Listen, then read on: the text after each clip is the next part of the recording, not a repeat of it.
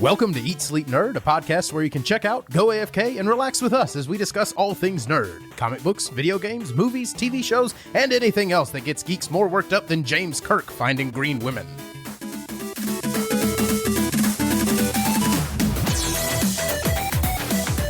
Welcome to episode number 39. I'm your dorky DJ, Corey Winter, and as always, I am joined by my nerdy brother, Josh Winter, and our geeky friends, Jason Summer and Christian James. Eat your veggies. In this episode, we recap the biggest technology reveals from this year's Consumer Electronics Show. And before we start our show, please do not forget to share the show with everyone. And don't forget to click that little subscribe button in the podcast app or on YouTube. It's a baby button, subscribe. What? Jason's on another level today. I don't know. What does this button do? Subscribe! So, I have nothing to lead us in, so how you guys doing? Doing well. Just got over being sick. Just got sick. Yeah. Oh, well, I'm still doing great. Might have been my fault. And since I'm not near any of you, I'm fine. They don't have illnesses where he lives. Oh, no, that's not true.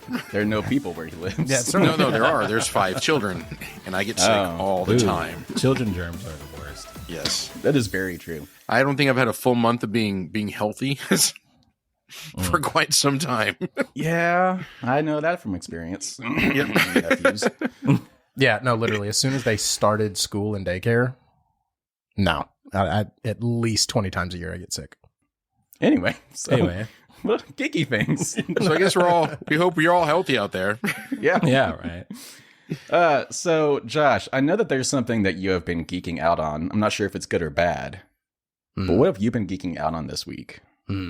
So, over the holidays, I took advantage and bought a few games that went on sale, knowing I would not get to play them for weeks because I'm the busiest at my holiday, but that's also why I had the money to buy stuff.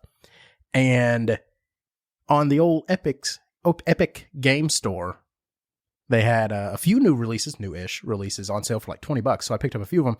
And one of them was Gotham Knights, which has been out for like 2 months now? Maybe 3, heading towards 3? It came out in October, I think. Yeah. Yeah. And So really new. Yeah, it's new enough. So I had some feelings about this one going into it because, as you know, I'm like the biggest Batman fan in the world. What? Yeah, I know, right? And when I say that, of the people who are listening to this podcast, at least 10% just said, no, I'm the biggest Batman fan in the world. But anyway, that's not the point. It's why I picked up the game. And especially since some of my favorite games ever were the Arkham series of games. Those were made by Rocksteady. This one is made by Warner Brothers. You can play the dumpster fire sound if you want to. But this was made by Warner Brothers Game Studio. And they do have experience in this realm. They made Arkham Origins. Yeah. Which was supposed to be the prequel to the main trilogy done by Rocksteady. It was not as well received. It wasn't received poorly, it just wasn't received well. So these people have done this kind of game before. This one, Gotham Knights, starts really well. I have to say, probably one of my favorite opening game cinematics of all time. Like, that's when I was texting you and I was just like, dude, we got to talk about Gotham Knights. It was based purely on the opening cinematic. Oh, okay. I was so in. You hadn't even really played the game yet. You were in the middle of the cinematic. No, Wow. but the cinematic was so good. And I highly encourage you just to get on the YouTubes and look it up. But it starts with Ra's al Ghul and Batman fighting in the Batcave. And they did it right. First off, it was visceral. It was really, really good. It was just over the top enough. And they were treating the lore correctly because it was the first time I'd seen the Batcave where it had all of Batman's trophies in it. So like the mechanical T-Rex, the big coin, the giant Joker card. He had a hall of armor, not like the Batsuit's armor, but like Bruce Wayne's collection of ancient armors from around the world. Like they were going so hard into it. And I was just, yes! And then they did the thing, and I knew it was coming because it's the whole premise of the game. But they did the one thing that I say Batman properties need to stop doing. They killed Batman. Yeah. And so it's a Batman property without Batman. But again, I knew that was going to be the plan. So yeah, I bit the bullet and I was going to say, I knew it was coming. I'm proud of you for actually even trying the game because you were so against the concept as a whole before it even came out. Right. So my thought process behind it, you play as all of Batman's sidekick. Well, not all. He's got like 74. But 4 of Batman's most popular sidekicks: Batgirl, Nightwing, which is the original Robin, Tim Drake, which is the third Robin, and Red Hood, which was the second Robin, Jason Todd, after he was killed and brought back to life and became a vigilante. Lazarus Pit. And and so it's like medium cuts, not even deep cut. But so I was thinking, surely 4 sidekicks equals 1 Batman. It doesn't. Yeah. It really doesn't. No. That math is not correct. So I can honestly say that it is one of those games that just should have been good. That is the best way I can put it. And it's not a broken game. It's fun. It's fine. I don't think I would have spent more than the $20 that I spent on it. And it's interesting because you can tell they were trying to make an Arkham game, but then they changed the formula for the Arkham game. Yeah. And it's like, I could kind of understand it, trying to make it your own thing, but like, that's how you advertised it. That's clearly the demographic you were going for, were the people who played that game, or those games, rather. It just doesn't make sense to change things. The good things about it, it really is a gorgeous game. Like I said, from the opening cinematic moving forward, it is beautiful. It's very polished. That polish extends into the actual mechanics, things like that. Like, it wasn't glitchy. It wasn't bad. It did everything it was supposed to do. But it's all surface. Yeah. Like, all of it is surface. The original Arkham games from Rocksteady invented the greatest combat system of all time. You had 1 button for attack, 1 button for parry or counter, and then a few others that helps you feel like Batman. They changed that to 2 buttons for quick attacks, 2 buttons for ranged attacks, various gadgetry things, and then everything just feels like it's 1 button off of where it should be. So really confusing mechanics. And again, we've talked about that before. Yes, you can change it, but I shouldn't have to. Yeah. And like I said, it's so surface oriented. Like, even when you're driving around, they made a big deal about everyone has a bat pod. Everyone has a motorcycle that they can ride, and it's customized for the characters. That's cool. It almost feels like a game on rails sometimes, because you can go through the city, but you can't. I mean, you can, but you don't get the feeling like you're ever really supposed to get off the street. Yeah. And even though so it felt like it felt empty. Yeah, and like, I never felt encouraged to go down an alleyway or see what's over here or anything like that. And again, Batman and Batman's sidekicks, the grapnel gun is a huge thing, right? You can rappel up, do whatever you need to do, get to rooftops. Half the damn comics take place on rooftops. Like, that's kind of his thing. Yeah. I felt like there was a handful of rooftops that they expected me to be on, and the others, they just literally didn't put grapnel points on them. So like, you could get up there if you really, really, really wanted to, but they definitely weren't encouraging you to go up there. And so you're either on the street or on like a collection of 12 rooftops. And it was just, like I said, it's not on rails. So it felt small. But it's very restricted. Yeah. It's also an open world game that isn't actually open world. So they recreated the city of Gotham City, very similar to the size and shape of the last Arkham game, which was cool because they gave you the freaking Batmobile that you could drive around everywhere. But in this game, you're not always in that open area. You use the clock tower, the Belfry, as home base, and every time you go out, it's a nightly patrol. And I just feel like they never intend for you to stay out for very long, because the mission always brings you right back to the Belfry, and then it even recaps how you did that night. Yeah. Like, it feels like a level that just happens to take place in the same open city every time. It didn't feel like a living, breathing thing that you're trying to get through. I understand why they bring you back to the Belfry, because that's also where you do your upgrades, you switch your characters and everything like that, which brings me to the other big con. You're giving you 4 players to play with, and it took me literally less than an hour to level up every single one of them. So that was something I was going to ask, because I believe in the pre-marketing for the game, they were saying this is not going to be like you start from, it was not going to be a rags to riches kind of progression system where you don't feel like a superhero when you first start. Like, they all have, like, they're all experienced superheroes. Like, they have their own abilities unlocked and stuff. Right. So that sounds like it's kind of a con, because there's no like leveling up. It up. is. So they do have a skill progression tree, and you can definitely put your points into different categories that let you play a little bit differently. But by and large, My character was no different at the end of the progression than they were at the end of the progression. Mhm.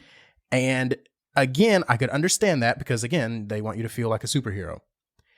The Arkham games all made me feel like superheroes, specifically Batman, and every single time he had to start from scratch. And they always wove it into the story. These are the reasons he doesn't have all of his gadgets on him. These are the reasons that he doesn't, you know what I'm saying? They made it make sense. They gave me 4 characters, and literally it took less than an hour for each one of them for me to get to the quote-unquote final form. Now, that's not like a maxed out skill tree or anything like that, but like the big driving force, I think they call it knighthood. Mm-hmm. Less than an hour for each character. Do you mean like an hour total or an hour each? An hour each, which that's still only 4 hours. Yeah. And no, so, you're right. You're right. Yeah, and so it's again, I understand the thought process behind it. It was poorly executed. Because again, it always brings you back to the bell tower, which breaks up the feeling of the open world. At the same time, there's another very popular game that was made 10 years ago, Grand Theft Auto 5, that lets you instantly swap between characters in the same open world.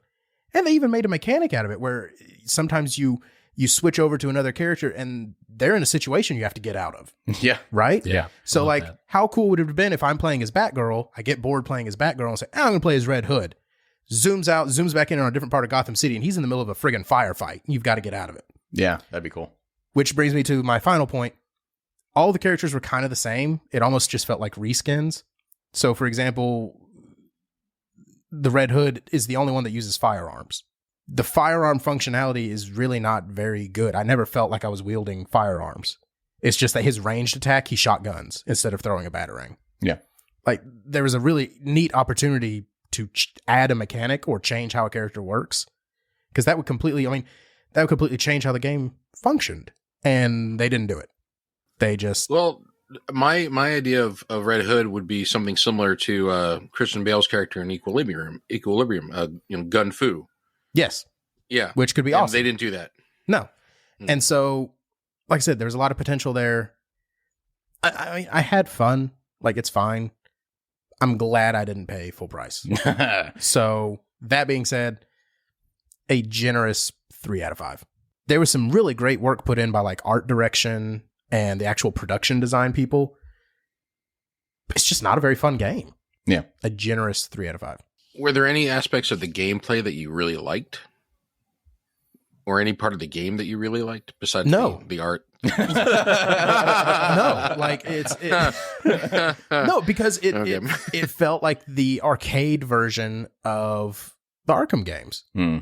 Like, again, if that's what you wanted to be, just do it. Like, that's like, just use that system. It would have been good, but like at no point was I really just kind of like, ooh, I can't wait to get out there and do this and this and that. No. So is your scoring system like Corey's, where his 3 out of 5s are still, you can still recommend it to someone to play? No.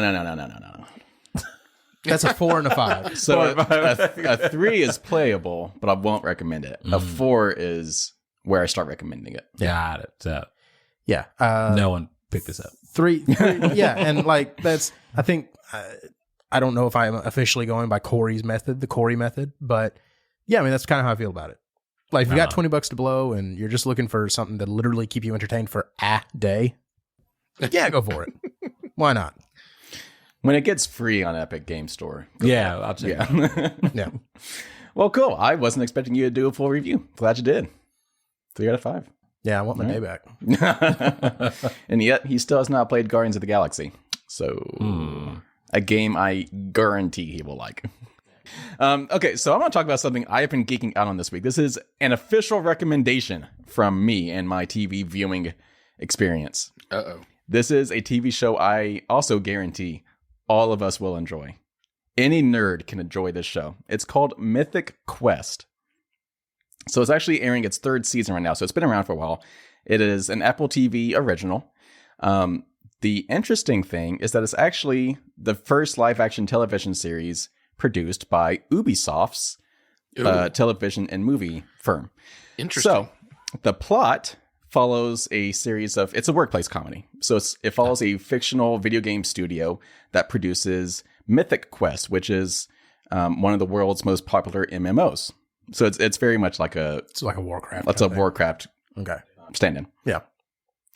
And the series is created by a lot of the same people that made It's Always Sunny in Philadelphia. Oh, guaranteed. So it's the showrunner is Charlie Day. A lot of his writing staff also joined him. It stars, I'm going to butcher his name, Rob McElhenney. Sure. He's the guy that he was also in that show, but he's like apparently best friends with Ryan Reynolds, and he owns that football club with him. Anyway, so Rob in this show plays the creative director of this MMO. So like he's this like alpha male dorky guy, and he's hilarious. Like he has a lot of the same mannerisms that Ryan Reynolds has, I guess because he hangs out with Ryan Reynolds in real life. But the entire cast is fantastic, and it's hilarious, and even non-video gamers could love this show because it is just really well written and it's funny. But if you are a gamer, some of the jokes they throw in make it even better.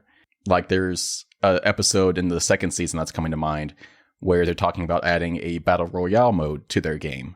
And for people that don't really know the significance of battle royales in games nowadays, they might not get the significance of that joke, but the way it's written is still funny. So I highly, highly, highly recommend this show. I have been binging it ever since I discovered it.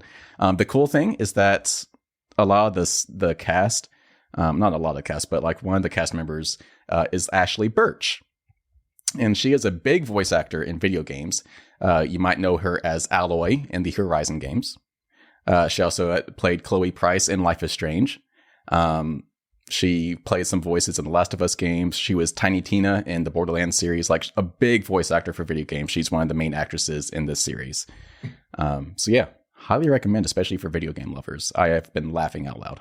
So you said it was on Apple TV Plus? Apple TV Plus. Got it. I think the third season is wrapping up like this week, and then they actually have another fourth season already greenlit. Highly recommend. So who has Apple TV? You gonna steal someone's login? Yeah, I think I do. Yeah, I may have to swipe a login. Not that we would ever advocate anything like that. Password sharing is killing the industry. Right. As Netflix will attest to. Yeah. No, I will say, this show is it's kind of weird that it's kind of like flown underneath the radar, but like on Rotten Tomatoes, 97% and higher. Like the second season is a perfect 100 on Rotten Tomatoes. It's like, it's kind of awesome. Like even the quarantine episode they did when COVID hit a couple years ago, even that quarantine episode where like it was all shot over Zoom was fantastic. So highly recommend.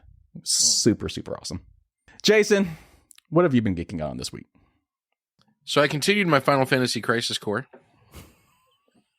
Still kind of sucks. Still not pleased. So why are you still playing it? Because it's filling the Final Fantasy void.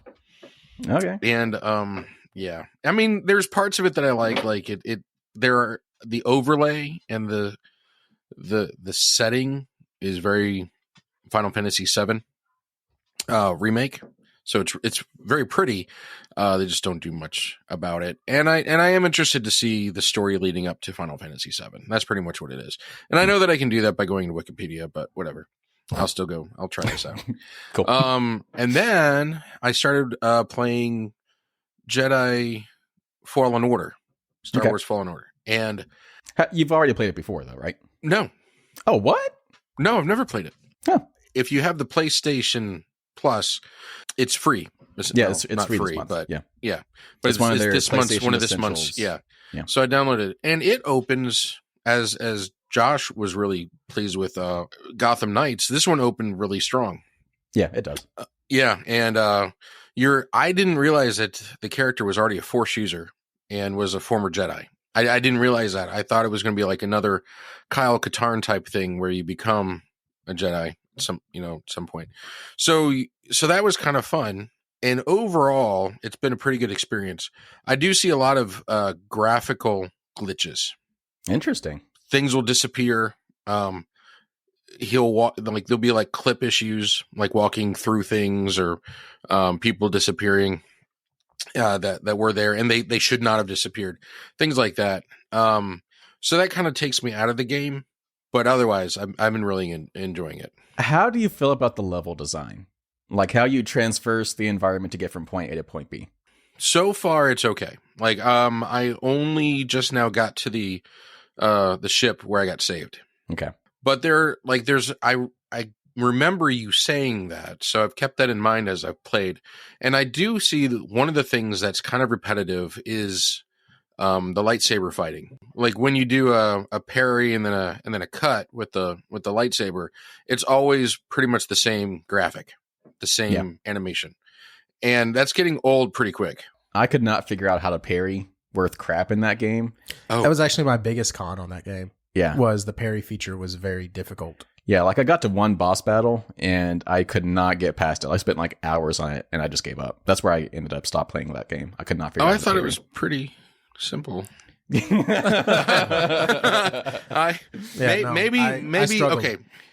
I'm using the wrong term. I guess maybe the block and then cut. Yeah, maybe that's what I'm doing differently. Anyway, but it's always the same. It's always the same animation, and that's getting old pretty quick. So if that's an indicator of what you're talking about, I can see what you're talking about becoming an issue. Now, I do want to give the game a second chance because I want to play it because I want to play the sequel that's coming out in a couple months. Mm-hmm. So I'm going to give it a second shot. I replayed it like a month ago. Mm-hmm. Going into it, because you and I kind of had the same issue with it, is we did not know that it was going to be so linear when we went into it as far as like the level design and stuff goes. When you know it going into it, it's a lot better. Okay. Like, for me, I was just disappointed for half the game. It's like, oh. Like, I thought it was going to be a little, not open world, but open level-ish. And it's not. They very much expect you to go from point A to point B. Yeah. Now, there was an aspect of it which I thought was, that caught me off guard in a very pleasant way. And it's when he falls asleep on the train, and he has his Jedi vision, and he's walking through the train, and the door won't open, and you turn around and you're on some sort of Imperial ship or something. That surprised the hell out of me. I turned around and like all of a sudden you're on a ship, and I thought that was a pretty good surprise reveal. So technically, at that point in the timeline, it would have been a Republic ship. Or whatever. That point in at time, Supreme Chancellor had not yet seized power, let alone disbanded the Republic. Wait, what? We're at Order 66. Yeah, but at that point, he was still Supreme Chancellor. He didn't become Emperor until a little after that, and he didn't dissolve the Senate until literally the opening of Episode 4. Oh, that's right. You're right. What was that? I mean, moving on. I'm done talking about this. It's no longer fun. All right. We are half an hour into this episode, and I have not even done our programming notes yet. So Okay, our next episode, episode number 40, we're aiming, and we're going to try our hardest to talk about the first episode of The Last of Us television series. But HBO is stupid, and they like to air their best shows on Sunday evenings, which is typically after we record our next week's episode. So we're going to try and do some magic in production to make it work, but stay tuned. So hopefully on episode number 40, airing next week, we'll have our initial review and reactions to the first episode of The Last of Us. All right, our headlining topic is our Consumer Electronics Show Roundup. But first, we want to touch base on something we talked about on the last episode, Jeremy Renner. So I think the entire world knows now that he was in a tragic accident.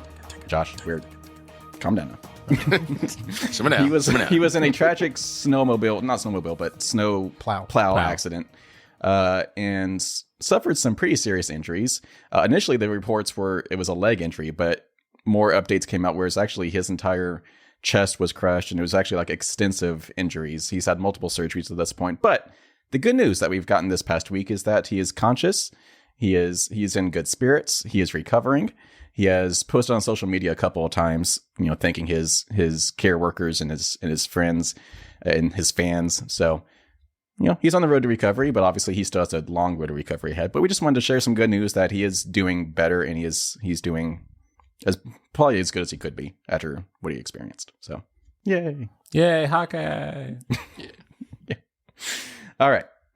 So let's get into our CES 2023 roundup. So for those that don't know, the Consumer Electronics Show is the biggest tech show in the world every year, and it takes place in Las Vegas in January every year. And this is where a lot of brands will announce their upcoming lineup of products in the tech world, but also it's kind of like an idea showcase for what could happen in the future. Lots of robotic things are showcased. Technology is showcased. across all industries, from cars to gaming to televisions to miscellaneous like health and wellness type things. Just the future of tech is always unveiled at this show. Which is neat because just looking at the history of the show kind of tells you how much technology is taking over our lives. I don't necessarily mean that in a bad way, but like when this show first came out, it was home theater stuff, a little bit of computer stuff, and like one or two of the precursors for things that would eventually become smart home stuff. Yeah. Like the first generation of shades that cover your window and stuff like that. Like just little things like that. And now it has everything. It has kitchen stuff. It has car stuff. It has social media stuff. It has everything. Yeah. So we have gone through all of the announcements from things that were shown off this past week. We just picked out some that caught our eye. And so we're just going to go through, highlight some of them, and offer our commentary about some of these things that we saw. Where do you guys want to start? So I've kind of narrowed it down to car tech, kitchen tech, gaming tech, TV tech, and miscellaneous tech. Where do you guys want to start? What's jumping out at you? Like the BMW thing is kind of bothering me. It's bothering you. All right, so BMW has unveiled their futuristic color-changing car. It's the Vision Dee. So is it a karma chameleon? Log off. So before we start recording, I asked these guys to provide color commentary. Ha! And Jason's coming with it. So, yes, BMW has unveiled a new concept car at CES 2023, the first ever use of full color deployment of e-ink tech on its exterior. Drivers will be able to choose from a variety of 32 colors, which can either be switched or mixed. So, Jason, does that bore you over there? No, I'm just so tired, guys. I'm so sorry. So I'm not saying that I'm for crime. See, it's funny you say that because I was just thinking, man, cops are going to hate that. Exactly. I'm not for crime, but I'm also not, on board with helping it. Yeah. Because like you see that in movies, like the flipping like license plates. Yeah. But imagine in a real life, if OJ was coming down the highway in his white Bronco and all of a sudden he turned into a black Bronco. This is not all a thing the cops anymore. just stopped chasing him. Yeah. Well, that's clearly not the same guy. Where did he go? Like he just pulled off on a side road. Interesting. Oh, okay. And it's like, I mean, it's cool. It's very cool. I feel like they should limit the ability to do that because for some reason BMW is now charging you to turn on your car seat like heaters. Yeah. What? Yeah. You could change the color of your car and it costs $10 every time. Every time. Every time. Yeah. Every time. Because it's like a monthly fee or it's like a subscription to be able to turn on your butt warmers in your car. Yeah. That is a so real thing. stupid. It is. They're not the only ones doing it. I think it was Mercedes who is putting a subscription fee on higher RPMs. This goes back to the damn licensing thing that we was talking about. Yeah. You will never own anything again, even when it's in your driveway. So one other thing about this car is that it has some advanced heads-up display and mixed reality sliders with optional driving info, AR projections, and communications that extend across the full width of the windscreen. It's kind of dope. Yeah. Again, people already can't drive. Like without that stuff in front of Josh, them. what was that Talladega Nights reference? Oh, that's when he puts the Fig Newton sticker across his windshield. Just this sticker is dangerous and inconvenient, but I do love Fig Newtons. So BMW is saying you have to wait until 2025 to experience these new features, but You say that like it's a long way away. That's only 2 years. yeah, it's only Yeah, it's 2 years. Oh my god. Yeah. So Right. even if they're Eloning it and cutting it a little short, it's still only 3 or 4 years. So Josh, why don't you take us away for our next car thing? So this one comes from someone that you definitely associate with tech, but maybe not with cars. Sony has announced its EV car, Afeela. Afeela. That's what? Afeela. They are partnering with Honda to produce this. Sony started its big CES 2023 event by announcing that its hit racing game, Gran Turismo, was coming to its new PlayStation VR 2 platform, and then Sony followed it by announcing an actual car. Because, why not? I mean, if this car doesn't come with Gran Turismo, that'd be really upsetting. So some highlights that we know of so far, the Afeela has an actual display built into the front bumper, which can be used... The bumper. Yes, that is for people who are outside of the car. Right. Which can be used to provide information to passing cars and pedestrians. Like what? Cool. Like, hey, bud, F you. Yeah. It's just... Let me in. Let me I'm merge. walking here. I'm driving here. the writer of this article over on Mashable offered a suggestion for what this could do, which is like if you're an Uber driver, you could use that to like display something if you're picking someone up. You're here to pick up. Oh, yeah. Like that's the only thing we could think of. Now, see, I think we're onto something here, though. It's for road rage. And there's even like a feature where like you push the button and it flips it so it's the right way when the guy in front of you looks in his rearview mirror. Yeah. Like an ambulance sign. But it just says F you.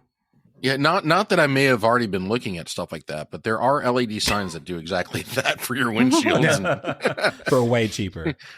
Right. You don't have to buy a car for that feature. Just saying. It's out there. What else does this car have, Josh? The Sony and Honda EV will also have an entertainment console built into the car, offering various Sony movies, music, and gaming titles. Okay, cool. That's Sony's brands, including PlayStation, will be heavily integrated. So good music and crappy movies. Oh. Hey. Oh. It has games, too. But yes, the part that everyone was wondering about is it will have a PlayStation built into it. Right on. Sony also brought out Epic CTO Kim Labiri to announce that Unreal Engine will be integrated into the Afeela to create a gaming engine for driving. See, this is interesting because this is the second car. This is the second car that's talked about augmented driving. Yeah. I don't understand. What does that even mean? They keep saying it, but what do they mean? Is this the Peripheral? The first episode of the Peripheral? Where Oh my god. No. I mean, it's definitely not the second or third because I don't know what's in them. Yeah. So, So another standout feature from this car is that it will have a whopping 45 cameras and sensors both inside and outside of the vehicle. Suck it, Tesla. Bro, why? I don't know. I mean, Why does that have a screen on the outside of the bumper? Like, Right? I don't know. Right. I don't even use the one backup camera in my mom's car. I'm like, I refuse. You guys were so hung up on whether or not you could do something. You never stopped to ask yourself if you should. So I did know in my car, it's a Nissan Rogue. It has, I think, 5 cameras, a couple on the front, a couple on the back, and it actually creates a compilation image to where I can actually see Composite image. Sure. It's not a playlist. Essentially a satellite view of my car, so I can see everything around my car all at once. That is cool. That's wild. So I'm kind of wondering if that's kind of what I these mean, cameras are kind of like for like tight spaces and whatnot. Yeah. Security, I imagine. Yeah. Yeah. Well, at the same time, though, we're one of the things that everybody talks about in this day and age, or that you hear a lot of people talking about in this day and age, is the prevalence of security devices everywhere. Sorry. What? What? Keep going. What'd you say? Corey's just out of control. Anyway, and whereas the 45 camera sounds really interesting and like a technological marvel, at the same time, I wonder what are we giving up when we use this machine that has 45 cameras? Like Every what's inkling being saved, of privacy. Right? Yeah. What's being saved? What's being stored? What's being sold from our driving and whatever activities we might do inside the car? Things like that. I'm glad you brought that up because I already don't have an Alexa or a Google Home in my home. Ever since one of them was used as evidence in a murder conviction, it basically recorded it. Oh. If I can't even murder someone in the privacy of my own home, now you're telling me I can't like move their body into the car and take I it believe around? that's the They're making it really the logical hard. progression of that. Yeah, they're I feel like by really you hard. saying this on a podcast that's going to be published on the internet, you're kind of doing the same thing. But Good luck proving it. I don't have a Google Home or an Alexa. So with these like 45 cameras, I should be able to have like a video of myself driving it. Yes. so That actually takes us to our next one. So Ring, Ring, the security company that's owned by Amazon. I'm a big fan. I use a lot of their stuff, a lot of their cameras and security things. Mm-hmm. So they announced at CES this week that you can pre-order their new camera at $199. Same price as the doorbells. Okay. It's the Ring Car Cam. It is a dual-facing camera that'll record when the car is in motion or parked. That means in the event of a break-in, the car's sensors will alert it to automatically start recording. You can also use the camera's built-in microphone to speak live to the person breaking into the car, which might scare some people away. Excuse me, Mr. Burglar. Not your car. Not your car. Excuse me. Excuse me. That's not yours.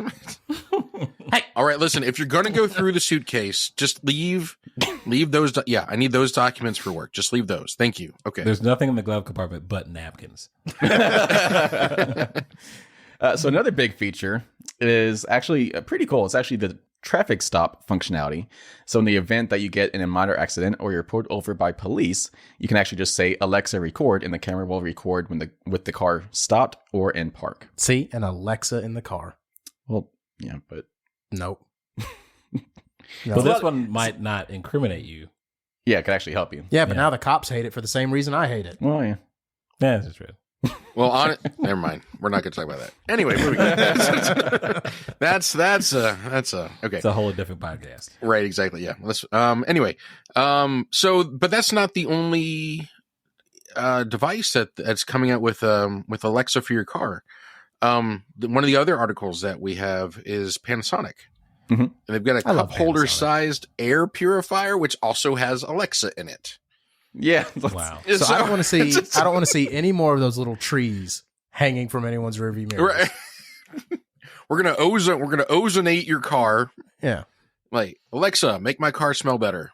In 2 years, Dyson's going to come out with one, and it's going to be $1,000. Right. So first of all, my takeaway from this is that Panasonic apparently has an automotive division. Panasonic Automotive introduced a portable solution to keeping your car toxin-free and smelling good. Panasonic Automotive. Maybe this is their first thing. Okay, maybe. Yeah. Coming out of the gate swinging. Yeah, I think Honda made a commercial about that. Like how back in the day, they're like, oh, you just make motorcycles. Oh, you just make lawnmowers. And they're like, oh, well, how about I remember this flying car? Yeah, I was going to say, I remember the commercial. Yeah. Yeah. So Panasonic might be on the verge of something cool. Maybe. Panasonic is also introducing an Alexa for your car, but it also makes things smell good. So that's cool. Josh, what's this Iron Man one? You want to take that one over? At CES, Samsung owned HARMAN, which everyone forgets about that, and I can tell you the full history of that if anyone wants to hear it, but launched 2 new features that have the potential to revolutionize driving safely. Ready Vision and Ready Care. Ready Vision uses augmented reality. There it is again. Yeah, augmented reality stuff, yep. But at least they're going to tell us what it does. Augmented reality, as well as other software and sensor tech, to project images directly onto your car's windshield, like Big Newtons. Think about it like this. You're driving, and instead of having to look over at your phone to get directions to Chili's, it gives you a heads-up display, and it takes you there just like in a video game. That's actually a good idea. I'm okay with that. Yeah. I'll allow it. Chili's seemed very specific. So we're reading an article written by Mashable, and they're just... Yeah, that's how they describe it. That's just how they describe it. I'm paraphrasing, but that's... okay. It actually said Chili's. Oh, look at that. Yeah. Okay. Yeah. Right. Features also include 3D object detection, blind spot warnings, lane departures, and typical more. Stuff. Yeah. So it'll tell you if you're driving sucky, if you're not in your lane, and if there's anything in front of you. So these are good ideas. Ready Care doesn't use augmented reality like Ready Vision does. Instead, Ready Care combines neuroscience, artificial intelligence, and machine learning to detect if the driver is distracted, and then tailors its response based on the situation. Duh. That's how I drive is distracted. He's never been fully awake when he drove. Yeah. Like if I can't zone out while I'm driving, then why drive? Yeah, but it does have machine learning algorithms that power tailored intervention strategies. So if you are falling asleep or something like that, it'll try to wake you up, and if it can't wake you up, it will stop the vehicle. That's cool. Oh, that's nice. So what I'm seeing, the theme here is we've kind of started moving away from automated driving, and we're moving towards augmented driving. Assisted driving. Right, exactly. Yeah. Which, thank God, because most people suck at it. Yeah. Yeah, so there's a couple other car things, like Garmin announced a new dash cam that's always on, and just other car stuff. But that's not even a new thing. Yeah, we cover the big things. Let's move on to kitchen stuff because why not? I like the idea of not having to open up your refrigerator to see what's in it. I like that. Well, good for you. LG exists. Gosh. So it's funny that that's the exact thing I wanted, and yet here's an article about it. So LG has announced a new refrigerator called MoodUP that can become transparent with a quick knock. So it's worth noting that up is in full caps. Yeah. Right. So it'd be MoodUP. MoodUp. It's where the syllable's accented. Yeah, you got to put the emphasis on the right syllable. Right syllable. Yes. So this is a refrigerator with several different panels that can change color using a mobile app. The upper panels can be one of 22 colors, while the lower ones can be one of 19 different shades. Why does the top ones have 3 more colors? What? Also, why are you changing the color of your fridge? Usually people buy colors to match their kitchen. Yeah. So are they LED panels, or is it like that color change paint like the BMW is using? Does it say? I didn't read it. Let's keep reading. Somebody read it for me. Yeah. I bet it's in the article. So I was elected to lead, not to read. Okay. There is a Bluetooth speaker built in, and if you play music, the lights will change colors to match the song. That's actually kind of cool. Leave the door open for too long, the light panel on it will blink until you close it. That's annoying. How about the door just closed by itself? That would be cool. The same people who manufacture Samsung manufacture a premium line, and their fridge does close itself. Oh. It's also like $8,000 for one side of the fridge. So a couple other things. Approach the fridge and the lights will blink a bit to welcome you. Like a grocery store. And right here for Jason, if you knock on one of the panels, it will become transparent, allowing you to see what's inside. Right. So it's got to be LED tech, right? So, I mean, let's just talk about how first world it is that this is where we're doing with our appliances. Right. Like, we've reached the pinnacle of refrigeration. So now we're doing color changing doors. I just want to know why the top panels have 3 more colors than the bottom panels. For like the color wheel, complementary colors. But Yeah. what if I want both of them to be the same color, and one of the colors I want is only available on the top? Yeah, you're right. Yeah, right. Yeah. So as someone who as someone who sells a lot of refrigerators, let me just say that this looks like it's a built-in unit. I don't know if it's going to be standalone or this tech will make it over to their standalone things, but just to put a point of reference on it, a basic built-in refrigerator that doesn't do anything fancy is about $10,000. Wow. So with this, I have to assume is LED tech and smart tech and speaker tech, it's got to be like $25,000, $30,000 for a built-in fridge. And I just don't see that catching on, especially since the current version of this, which is the gallery mode on LG refrigerators, you tap the door and the light comes on inside and you can see inside without opening the door. People always say it's really neat, but they don't think it's worth spending $4,000 on a refrigerator just for that. Right. So this is, to me, I will be very surprised if this makes it to production.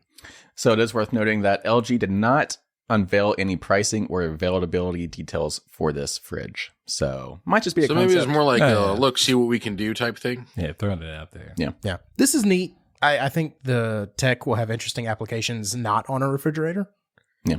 But, Josh, do you want to talk or lead us with the AI oven from Samsung? Can you be the ultimate food influencer straight from your own kitchen? The Korean tech giant Samsung shared a bunch of home appliance news at the 2023 edition of the Consumer Electronics Show, including the announcement of its bespoke AI wall oven. As the name suggests, it's a wall oven with a bunch of cool and goofy smart features. The most intriguing one is an internal camera, and it can be used to take photos and even live stream your cooking to whatever online audience you may have. But why? Why? Very specific in target audience. You say that, but half the TikToks that I watch are cooking TikToks. But who needs to see it inside of the I don't think it would be like live, dude. I think you would record it and then you do a time lapse. Because think about how satisfying it would be to watch bread rise and bake if you don't have to do it in real time. Not a bad point. I just or watching what I your find meats brown. satisfying is eating the bread. Yeah. I'm just saying, this strikes me as a feature that will be more popular than you think it is. I mean, so the first thing that came to my mind was how often or how easily would the lens get dirty from cooking? yeah. Yes. I mean, I think the ability to live stream it is just kind of something tongue in cheek that they're doing. I think the real thing would be how many recipes do you have that say put it in the oven for 350 until brown? Okay, but I got other things I have to go do. Well, okay, but now I can check it on my phone. Yeah. And so can 8 million other people. I mean, if you let them. I don't think it's like a default on. Like on your Twitter feed, like, hey man, your biscuits are overcooked. We can see it on your live stream. First of all, Christian, if you're streaming to an audience of 8 million, you must be doing something right. So. Congratulations. Congrats. Well, here's one thing that does seem like it's really useful about the oven is that you can set your preheats, your timers, and everything from your phone. That is cool. Whirlpool did it first. Well, then never mind. I take it back. I thought this was cool and unique, but I take it back. What I do like is it does have AI built in, as the name suggests. And if you tell it what you're cooking and what the conditions of it being done are, it can alert you if it's starting to burn. Skynet. Oh, that's cool. This is how it starts. Your casserole won't be back. All right. What happened? He sunk into the molten cheese. But it gave a little thumbs up while it went. Come with me if you want to eat. All right, so let's wrap up the kitchen segment with one more story, one more invention from GE. Yes, they're still around. So they have unveiled a $1,000 stand mixer that Engadget is saying might actually be worth it. I mean, yeah. I feel like mixing is such an active process, though. Like you're actively doing things. I don't need it to be that smart. As a person that's used the stand mixer a lot for my job. Yeah, but like, aren't you like standing right there using it though? Like, do you set it and go away? Yeah, it's kind of like I set it and forget it kind of thing. Well, but depending on what you're doing. If you're like making bread, yes, you are standing there. But at the same time, I feel like I could answer all these questions if you just read this article. Oh yeah. Continue. Sorry.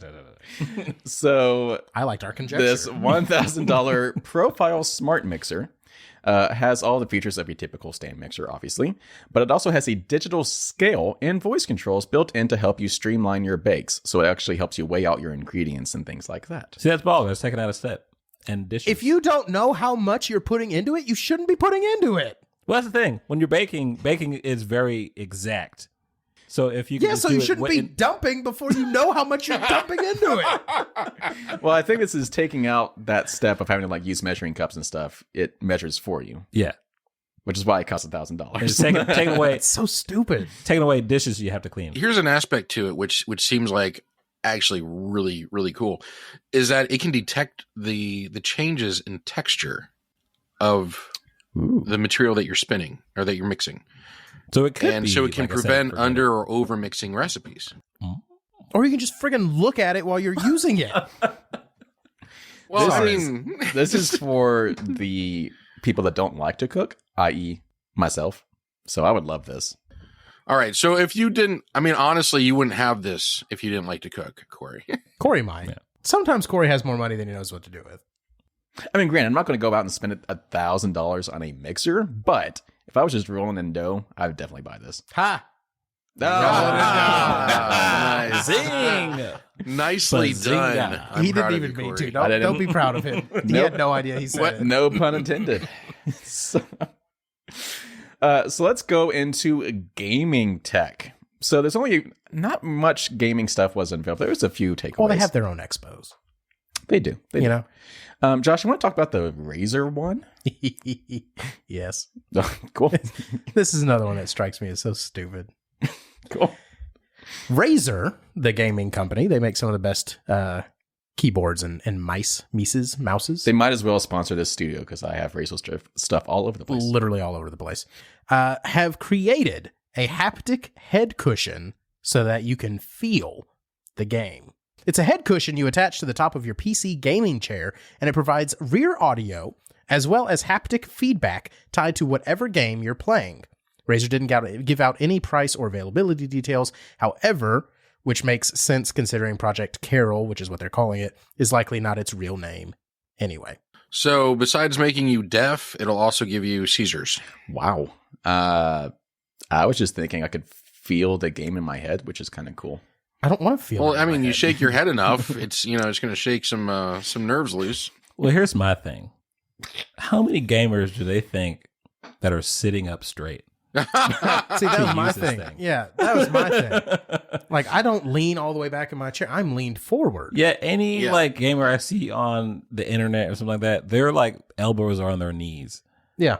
Or if I am leaning back, I'm leaning back so hard, you better be able to put that pillow in like the middle of the chair. Exactly. Because I am slouched down. Yeah, right.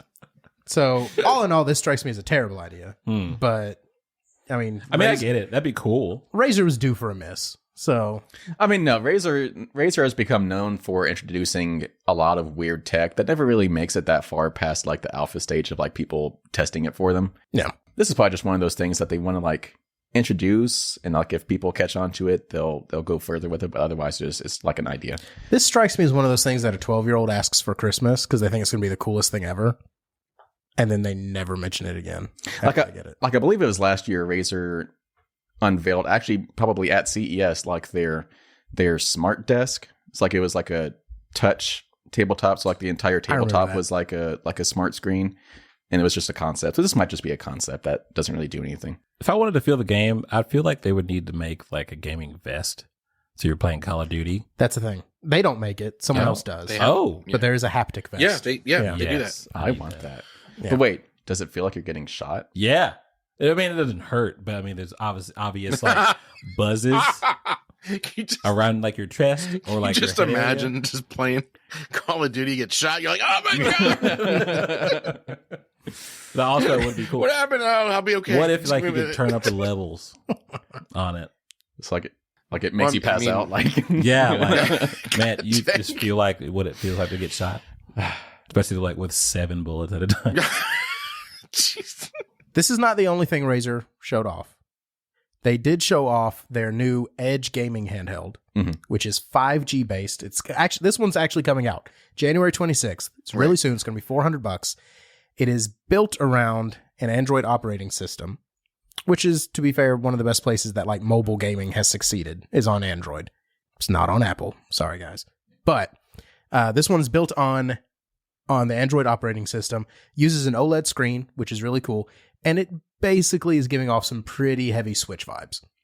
Yeah, so my thing with this is that I'm glad that mobile gaming, like proper console-based mobile gaming, if that makes sense, like not just phone gaming, but like actual like console quality mobile gaming, console quality on a handheld is kind of making a comeback because it kind of went away when PlayStation's Vita did not perform very well, and even Nintendo got out of the game for a little bit. Like they stopped producing their DS and 3DSs, but they started to like get it back going with their Switch, and obviously the Switch has been a huge hit.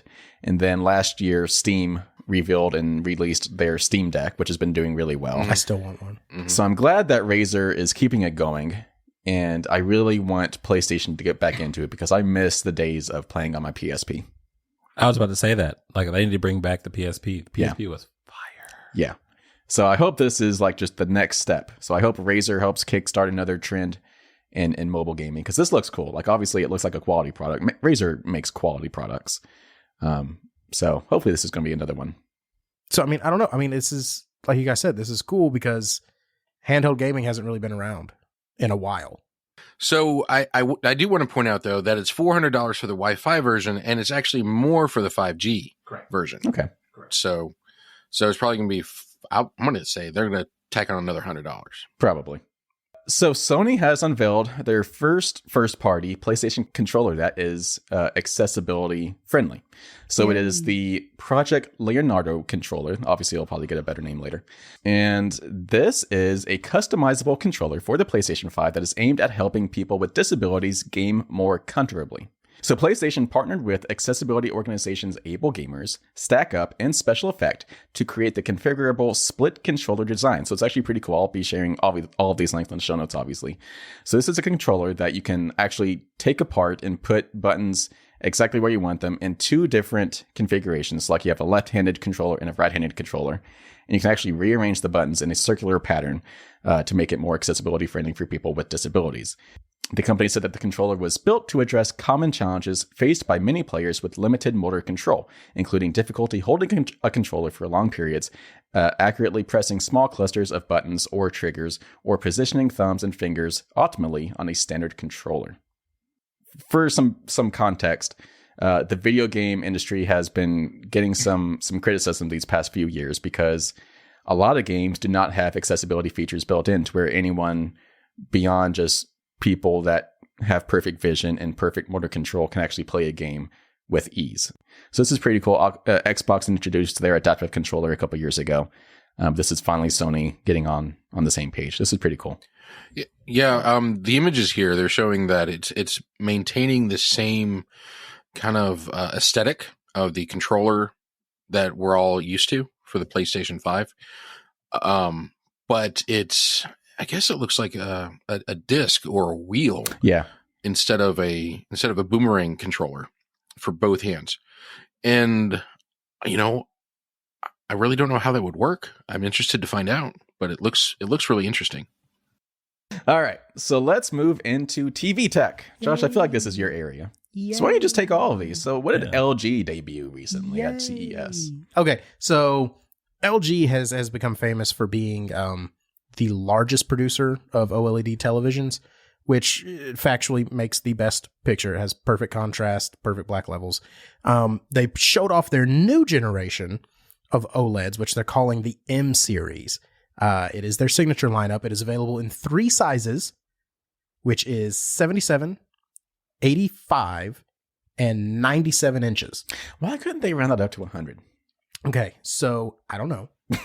But also, why does it sound like we're trying to win the lottery with these numbers? They're just very random. So the current sizes that you get in OLED after 65 are 77 inches and 83 inches, which is geared very much towards Americans and people on the metric system or the imperial system rather, because it is a foot larger and 18 inches larger. So it's very much geared towards being able to say, no, 65 inches? No, you want the one that's a foot bigger. It's literally the only reason they did it. So this generation kind of keeps with that. Mostly, I would imagine, because they're already making panels on these sizes, so that's less machinery they have to swap out. But what they did this year that's really, really, really cool is, these extra large TVs do come with built-in stands, so you don't have to put it on furniture or anything. It looks almost like art pedestals that can kind of set up like legs. I was just about to ask about that because those legs look really big. It comes with that, so you don't have to put it on a stand or anything like that. It can be wall mounted if you want it to be. But my favorite part about all of this is they kind of took a shot at Samsung. They are using a new technology which they call the Zero Connect box. And what that means is that you do not have to run any cables up to the television other than the power cable that is connected to it. So all of your HDMIs, all of your audio cables, everything plugs into this Zero Connect box that you keep elsewhere. And there's nothing connecting that Zero Connect to the television, hence the name Zero Connect. The dig at Samsung is that Samsung has been using a version of this called the One Connect, where you plug everything into this box and then it's just got one fat cable that goes up to the TV. So you still have, like, the idea makes sense. You're running one cable instead of 18 cables, but you still have a cable. So LG kind of got a little dig in there. Said it's the same thing, only there's no cables. Yeah, so I have a Samsung frame, and I was actually a little disappointed when I saw that the cable that actually runs to the separate box was still pretty noticeable. Yeah, It's like they only- made it clear it's a fiber optic cable, and it's neat for what it is, but like you're going to see it. Like you would have to hide that inside the wall to not see it. Which you cannot do because it violates your insurance agreement. You have to get a separate cable, We'll see. which costs $300 more. Yeah. And for me, I'd rather have a cable than Me, I'm the Magic. same way, Christian. So I agree. So they're saying that it is 0 lag, 0 compression, and it will do 4K at 120. So if it does what they say it does, there will theoretically be no compression and no trade in quality for convenience. So I was surprised that it also had a power cable because they're really emphasizing the no cables required. So it still has a power cable. Because the reason I ask is because a TV was unveiled at CES that has no wires whatsoever. Are you referring to the Displace TV? The Displace TV. So the Displace TV is a completely wireless screen that vacuum suctions onto any I was about surface. to say that sucks. That does not seem safe to me. these make me nervous. I could. No. This is a 55-inch 4K OLED screen that uses active loop vacuum technology to suction itself into place. And the company built handles into the frame to make it easier to hoist. The Displace also has 4 onboard batteries that eliminate the need for a power cord. And they're hot swappable, so you don't have to wait for one to recharge before you can watch your TV again. So this sounds like something you don't use nonstop. Right. This exactly. sounds like a special thing. This to me sounds like something I would use at conventions. Yeah. Yeah. Or, you know what I say? This strikes me as more of a business built TV Yes. than a home viewing. which seems to align with the fact that it has a pop-up camera in the top. Of, Correct. So video The frame. video Yeah, video which- conferencing and stuff like that. Exactly, which immediately makes me think of video conferencing. Yeah. Exactly. So the vacuum thing intrigues me. LG has done something similar to this where their wallpaper OLEDs were held in place by 4 magnets. And all you had to do was screw the magnets into the wall. Just type that into YouTube and watch all of them falling off the wall. Like it's Right. that makes me a little nervous. I Also, don't know. that old school stuff about magnets around TVs, Yeah. that makes me nervous. Yeah. Well, okay, so the reason you didn't do that was doesn't matter. Point is that's not an issue anymore. It's not an issue. Now, the cool thing about the camera is that it actually powers some gesture-based motion control. So you can actually interact with your TV using your hands, a la the old school Microsoft Xbox I was gonna say, Connect. oh, you mean like the Xbox did 15 years ago? That didn't catch yeah, on. the Kinect. Yeah. Maybe that was just before its time. But yeah, or you can like actually, Tom Cruise did 15 years ago? Yeah, in Minority Report. Yeah. So yeah, you can actually like grab content from one screen and throw it onto another one. If you have 2 of these TVs, you can use it to navigate your menus and stuff, all using your hands. No remote required. If it works. If it works. But the cool thing, I believe I read that this TV weighs less than 20 pounds. So it actually is very easy to pick up and move. Well, I mean, I would hope so, since it's magic that's holding it up. Yeah. And So- to go back to the battery thing, like everybody fights for dear life never to change the remote batteries. Now think about changing your I just got to TV change my battery. TV battery. Hold on. Just like opening up the back and swirling them around so they can like stay charged. Yeah, Like, why have does that work? I don't know. Yeah. Can you imagine being in the middle of a campaign on Call of Duty? Oh God. But it also says hot swap. What does that even mean? Like, I get it. You don't have to turn it off or anything like that. But I mean, does it hold enough juice that you can swap the battery while it's... I just have more questions than I have Yeah. info. So this is interesting. We'll see what happens with it. Yeah, so it's starting at $3,000, Jesus.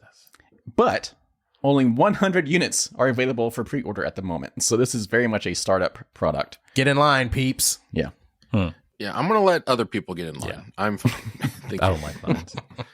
All right, let's move into miscellaneous tech. Let's talk about pee. So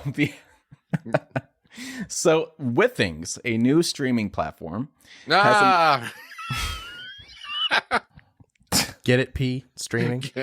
P streaming? Yeah, I read that not realizing it was a pun, but yeah, it's a pun. So it is a health tech company that has announced UScan. It is a smart device that analyzes your pee from the comfort of your bathroom. Okay, next. So this was literally a joke on Futurama. Yeah. Yep. And well, see, this is when science fiction becomes science fiction. You're dehydrated. Like, So yeah, we have this and not flying cars. Cool. where's my hoverboard? Yeah. Yeah. I just want a hoverboard. We got the one wheel. The one wheel's kind of cool. Yeah, I kind of want a one wheel though. Yeah, that doesn't count. Yeah. That is not a hoverboard. So this pebble-shaped gadget fits in a toilet bowl, and this pebble-shaped gadget fits in a toilet bowl and captures urine, which is then analyzed internally by cartridges that assess various biomarkers. The user can check the results through the Health Mate app and share it with their doctor. Imagine like getting this thing and then like casually going about your life, and then your doctor's blowing up your phone.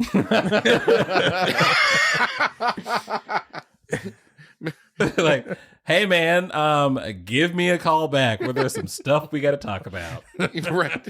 Now, the cool thing about it, What's funny is the doctor would then bill you. Yeah, right. Yeah. I did the work for you, bro.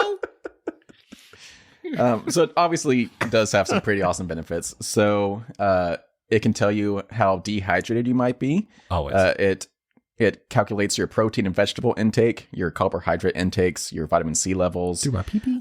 stuff like that, pH balance and stuff like that. It can also It does measure your fertility. Oh, it'll let you know if you're in ketosis for all you low carbers out there. Yeah. Yeah. And the funny thing is that this is like one of 4 very similar products that were unveiled at CES this year. So it's just on trend. And you know I'm going to be selling them soon. Oh, yeah. I'm going to let you know as soon as I sell the first one. I'd like to see that straight face sale. Yeah. Oh, I could do it too. Well, out of all the stuff that we've talked about today, this is actually one of the things I would probably find most useful. I was going to say, it is actually useful. Yeah. Yeah. Yeah. Like we were making fun of it because it is funny, but like this could actually help a lot of people. Also, if you have this in the toilet that guests use, is it going to throw off your stats? Oh, that's an interesting. Ooh, that's a. Can was gonna can say- I designate that was a different user? When you sit down on the toilet, does it tell you to log in? Do you have to put like a disclaimer Oh, God, sign go up into the- in the main bathroom? You're like, this. You're sitting there on the toilet and it says player 2 has joined the game. Or like, yeah, you have like a holiday party and you're just seeing that someone like is pregnant on your phone. That would be awkward. And her husband's deployed. Yeah. Oh God. Oh. That was good. Josh. Anyway. That was good. Go ahead, Corey. Josh, I want you to read about the AI headband. Okay. Because I think you might, Jason's still Sounds like a player too. Oh man. Okay, I'm sorry. This is another recap from Mashable. This AI headband is designed to literally talk you into better sleep. Star Trek tech, but make it sleepy. Oh. That's why I wanted you to read it. Geordi in Star Trek TNG wears a visor, an arc-shaped gadget across his eyes and temples that provides him with vision. Tam Vu, the founder and CEO of Friends, that's Frenz, wears his brain band, a gadget that looks an awful lot like the visor, across his forehead to help him sleep at night and focus during the day. The Friends brain band talks to you as you fall asleep and not in an annoying way. It connects to your phone and then uses artificial intelligence to curate audio from its library of cognitive behavioral therapies and other soothing sounds to help you fall asleep faster. Christian is making a face. So it might encourage you to imagine you're on a beach, listening to the waves crash down. If that freaks you out, Friends knows, because it's continuously monitoring your heart rate and brain activity. Oh my. The future is now. That's not even in the article. Josh just said that. Yeah. So, I mean, look, this is a neat idea. I don't want it. Yeah. Keep it away from me. Yeah. See, all I can imagine, I get the whole like talking you to sleep kind of thing. But what if all I can imagine is it's just like, hey, bro, how was your day? You How still you- how you feeling? are you awake? Are you awake? Yeah, I was going to Hey, say, hey, What? How you about sleep? how about you close your eyes? Get off Why do TikTok. platypus have bills? Like, your heart rate's really high right now. There's nothing in the corner, dude. That'll make me feel better. Like, see, I like that. Well, see, here's the part so you can actually pre-order this now. It is $350. I don't know if I could sleep with that, knowing that. It would be like, hey, I cost $350 to make you sleep better. Yeah. You could just take some Your melatonin. money's worth out of me. Or you could drink yourself to sleep like a real man. Right. That's a lot cheaper. That's the way America's been running for forever. It's what made this country great. So yeah, this to me falls in the category of it's neat that exists, and I don't want it. I'm intrigued. You gonna get one? No. There you go. So that's the rating that we need to hear. The final one that I think we should cover Right. is another one from Ring. Again, Yeah. the future is now. Ring offers the first look at its home security drone. The Always Home Cam takes flight in 2023. Let's see here. I'm not going to read the article. The basic gist of it is it's a little drone about the size of a small dinner plate, and it patrols when you're not home. I like that. That would scare the crap out of Danny. Poor Danny. Yeah. Like, if you have a little dog. Yeah, and to be clear, like when I first heard about this, I assumed it would be like a perimeter thing. No, this goes through your home. Yeah, I can see that. Yeah. It's pretty neat. So seriously, though, I'm getting like serious Minority Report vibes, like from everything security related at the show this year. Right. But this one's interesting. Imagine you have like 2 or 3 of these just zipping around your home. That would be kind of cool. So I don't know. It's neat, but it's also kind of freaky. I feel like you could just install some cameras. But they don't move, Corey. They don't fly and move. What if you got a blind spot, bro? I mean, Do you want to spend $4,000 on cameras, or do you want to get one of these? so what happens when it gets tangled up in a chandelier or something? I don't know. These are the questions. Yeah, because Or like if you left your fan on. what is like the Get sucked up in the fan vortex. Ring has said that they are committed to bringing it to market, but they are not ready to commit to a release date or a price. As I said before, I like Ring. So this is actually a cool concept. I would be interested in letting other people try it before I do. But I'm intrigued. Yeah. And like Josh said, there's a lot of security features that we're seeing, or there's a lot of electronics and devices that provide information, user information, whether it be cameras or, whatever else. I think that's the biggest issue that I'm seeing right now with technology is what are we giving up? Yeah. When it comes to our own privacy in All of it. right. Yeah. And Yeah. is there a way lot. to use these devices while still finding a way to protect our privacy?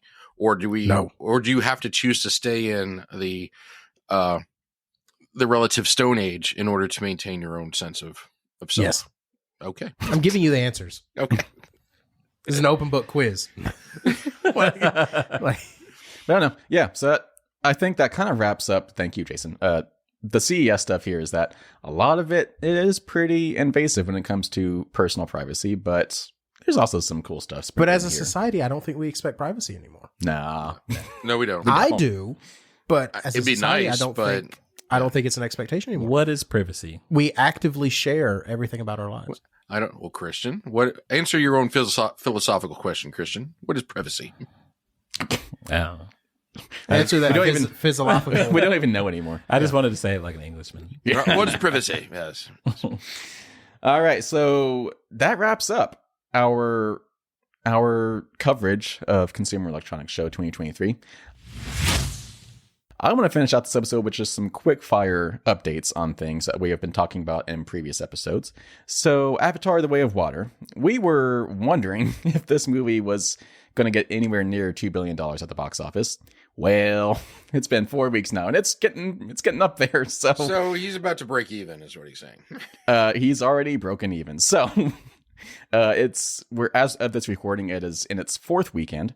It has officially passed $1.7 billion worldwide. It is now the 7th highest grossing film of all time, overtaking Jurassic World's $1.67 billion. Wait. After only 4 weeks. I thought that $2 billion was going to be his break-even point. That's what he said. The studio said it was closer to 1.5. Oh.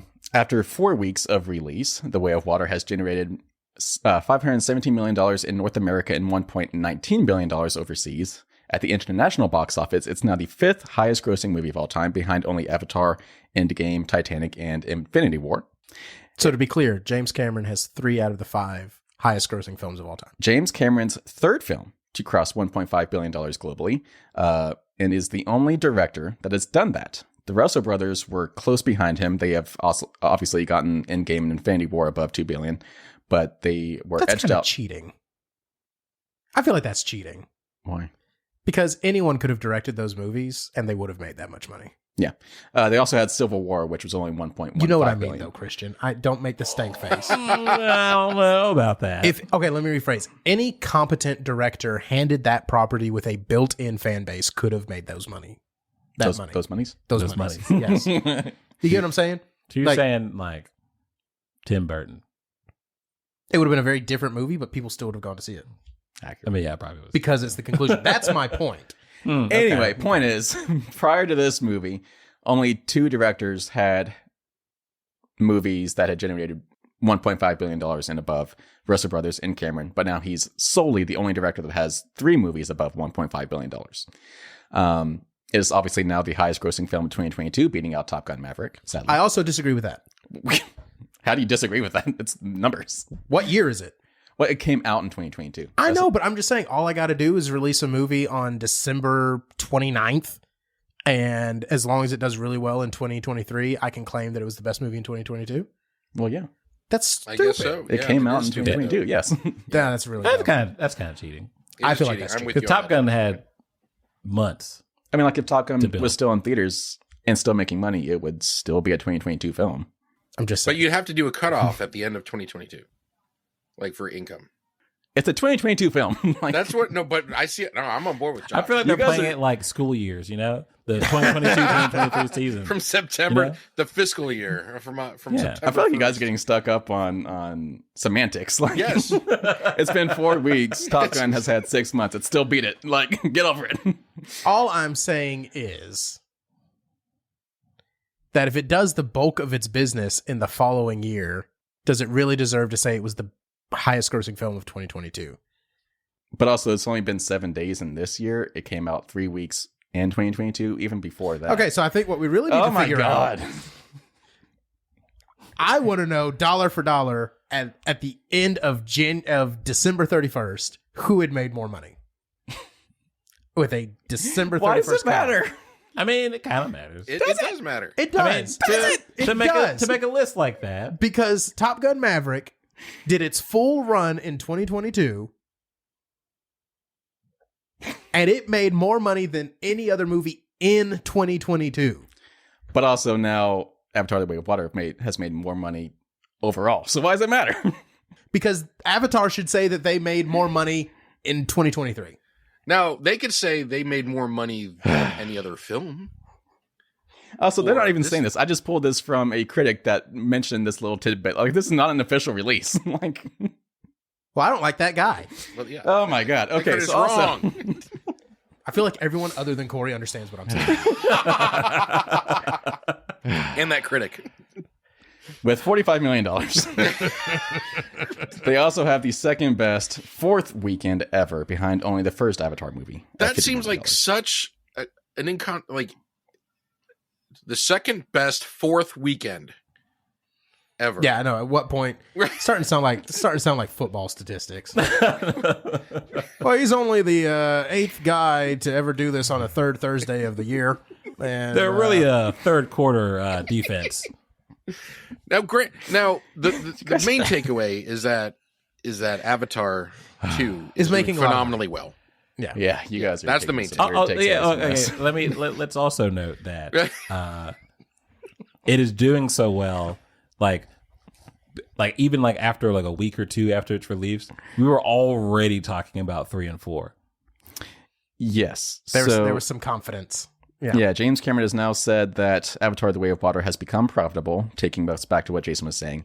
And he has now confirmed that the 3 sequels will officially be made. So they have officially greenlit the 3, sequels because Avatar: The Way of Water has become profitable, which was their thing. Like, if it can become profitable, then you get the rest of your movies. So he's officially He's officially tied down. Yeah, I like the quote that you have here from James Cameron said, and I quote, "It looks like I can't wiggle out of this. I'm going to have to do these other movies." But he wanted to.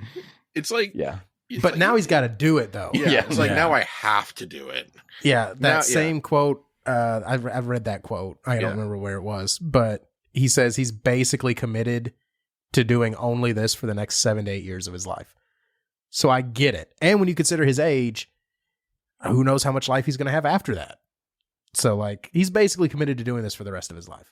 That's my thing, is that I like James Cameron as a director. I would like to see what else he could be making right now if it was not just Avatar. Yeah. Well, he's made some other movies that I've really enjoyed that have nothing to do with any of the main properties that he's done. What? Big Titanic guy. You're a big Titanic guy, huh? No. No, I think, did he write The Abyss? And directed, yes. Yeah, right. Yeah, The Abyss, I think, is one of my favorite science fiction movies. A very young Ed Harris. Right, with a young Ed Harris, and but I think it's also underrated, and I think it should have gotten more traction, and maybe even a remake at this point. But anyway, so he's got some other movies that are exceptional, and he is a good director. But I'm just tired of Terminator at this point. Yeah, the last one was good. I'll die on that hill. The last one. Which one was the last one? The Tim Miller one, Terminator Dark Fate. Okay, I'll give it a shot. It literally says ignore all the other ones. This is a direct sequel to Terminator 2. Okay. And it holds up. It does well. One more thing about Avatar before we move on. So James Cameron has confirmed that Avatar 3 will feature what he calls ash people and will be a darker take on the Na'vi presented so far. Don't like that It's word. basically the fire Na'vi. So this is confirming that we're essentially just going through the elements at this point. Are they going to be red? I don't know. Or ash? That'd be hot. No. So this is the thing I've had about Avatar. I mean, obviously good movies. I have regrettably enjoyed them, but it's really just going from wind to water to fire, and I guess eventually going to be earth. Sand people. It's very predictable. Or it could be the Captain Planet way, heart. Fire. Wind. Where do the heart people live, Christian? or it could be like I'm not saying like heart people, but like, the whole family thing that is going through. Or maybe they're telekinetic or telepathic. Yeah. What if, oh my God, what if, obviously the first movie was wind, second movie was water, third movie is fire, fourth movie earth. What if the fifth movie, it's going to be 5, right? Yes. What if it's all leading up to Avatar, like the animated series, like Aang, the Earthbender? Like, what if it's leading up to like the fifth movie? He's like the central character around all of this. It all leads up to a different Avatar property. Yes. That would be wild. Josh is giving me a look. So no. Because it makes sense. It makes sense. It doesn't make sense. In a weird way, it makes sense. It has a very cursory connection. It's literally called Avatar. Josh just looks so incensed across the table from Corey right now. He's just like, no. Jason's no, not even sir, here. You can see that it. will not work. Fun fact, Avatar: The Last Airbender had to add the subtitle because right when they got their project greenlit, James Cameron told them that was already the name of his movie. And the studio said they had to change it. All right. Our last story of this episode. And this is, This is just a feel-good story. This is so we try to stay away from politics on this episode or this podcast because we don't want to get into any kind of controversial stuff. But this one's politic adjacent. So U.S. Congressman-elect, I guess, and former mayor of Long Beach, Robert Garcia, has confirmed that he will be sworn into Congress on the U.S. Constitution alongside a photo of his parents, his citizenship certificate, and an original Superman #1 comic that may be worth around $5 million. Sweet. I mean, it's really cool. Sweet. I like that. And to be clear, he's already been sworn in. Yes, he has been sworn in, but they have already taken place. Yeah, well, no, they have sworn him in. He has not had his official ceremony or whatever. Yeah, he got sworn in on Saturday, but they have not had the big presentation or whatever. Oh, Yeah, Do we really, it's need two that? different things. Well, there's some good government spending right there. Why do something once if you can do it twice? By exact time. Reading I have my little footnote here. Garcia was officially sworn into office early Saturday morning alongside his other House members, but is presently unclear when the ceremonial swearing in will take place, at which he will use the comic book. If someone had just taken a damn picture while they were there, there's the ceremonial one. Like, Could have been like on a phone or something. just saying. Jesus. Well, Just saying. it kind of makes sense, though, if you understand the mythos and lore of what Superman is and what his comics represent. For Yeah, I thought you were talking about the readers. swearing in. Yeah. ceremony. No. Well, I mean, why that would be chosen, though?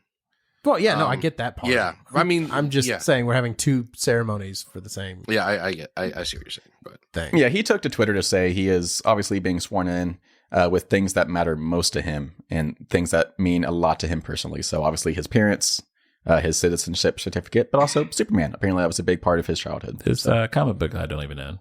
Yeah. well, and Yeah, Superman is to like note. the ultimate immigrant. Yeah, to note, Yeah. he does not own this comic book. He is borrowing it from the Library of Congress. So If he owned it, he probably wouldn't have to be a congressman. yeah. Probably not. all right, so this is probably going to be another long one, but we had some things to talk about this week. We And always next have week- things to talk about. We always have things to talk about. We always go into these episodes not sure what we're going to talk about. We always find something. And next week, we'll be talking about The Last of Us on HBO. On schedule. On schedule. We're going to try our Right, best. we're gonna try it. Schedule. Oh, And then coming up, we have other things. I'm going to play my goal, my New Year's resolution, I guess, this year is to play 2 brand new games every single month and talk about them on this podcast. So my first 2 games coming up, Forspoken and the Dead Space remakes. Those are coming up within the next couple of weeks. So look out for that. cool. Yeah. I think it's cute that you think 24 new games a year are going to come out. The 24 games It's that going to you be a want big to play. It's a big year. Are you saying It's a like big year. new games or new Brand games new you games. haven't played before? Brand new games. Oh. Oh, Even if like, one's brand new Okay. games. like brand new to even you or if it's- brand new like release? Brand new release. Okay. 2022. 3? 2023. Oh, Josh, go look. There's a lot of games coming out this year. So are we going to check out Kaleidoscope for next week too? Yes, Kaleidoscope. Forgot about that one. We were supposed to talk about that this week and we forgot. So I mean, we Busy pretty much have to watch the whole thing to talk about it, right? Yeah, so our idea is that all 4 of us are going to watch the show in a different order. So this is the show we can actually watch in any order and it still makes sense. So it's on Netflix and all 4 of us plan to watch it in a different order and see if we can come together to make sense out of all of it. Okay. So we'll probably have to talk about which order we're watching in. yeah, But I think that Yeah. probably needs. I think they've come out and said that you have to end on pink. I think whichever order it starts playing and it ends on one episode. But the whole premise is that you can watch it in any episode, in any order. Right. Yeah. Okay.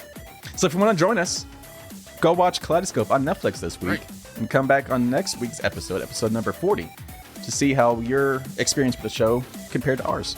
Then you can write in the comments and give us engagement. Yeah, we're going to be Give us engagement. engagement. We're going to be fleshing out our YouTube channel over the coming months.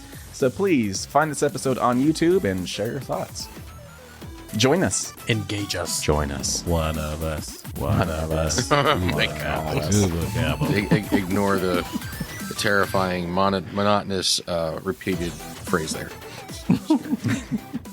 And if you have gotten this far, thank you for listening. And if you have Yeah. not already, make sure you click that subscribe button. That is super important because that's how you get all of our latest episodes as they release every Tuesday. So whether you're listening on a podcast app or in YouTube, find that subscribe button, click it. And then while you're at it, maybe go leave a review. 5 stars only. That's the only thing we Yeah. accept. Yeah. There's only 5 stars. Sharing's important too. Sharing is caring. Sharing right. is caring. Who's our Care Bears out there? Who's our Care Bears? Also, I want to make an official announcement. It's not ready yet, but we are officially working on an Eat Sleep Nerd swag store. It's a real thing. We have shown some concepts to us here as a team, so it's officially looks happening. awesome. We have shown them to ourselves. We have shown them to ourselves. And we all like it. we're gonna be workshopping some ideas. So look out in the coming weeks for an Eat Sleep Nerd swag store. Eat, sleep, swag. Eat, sleep, swag. Ooh, that's a t-shirt Christian, idea. you did it. Yay! I felt like I was back in 2007 when I said that. All right. So, Jason. Yes, Corey. Are you going to have me do that thing? Do the thing. I don't have Where any segue for you, so just where do I the make thing. some recommendation on 3 things that people should be doing Yeah, this week. what should aside from watching Kaleidoscope, Right. what should people be doing this week? And besides sharing, comment. Oh, and Yeah. aside from everything we just talked about, yeah. Everything else that we just told you to do, our best recommendation for an awesome week is that you eat, sleep, nerd. Take it easy, people.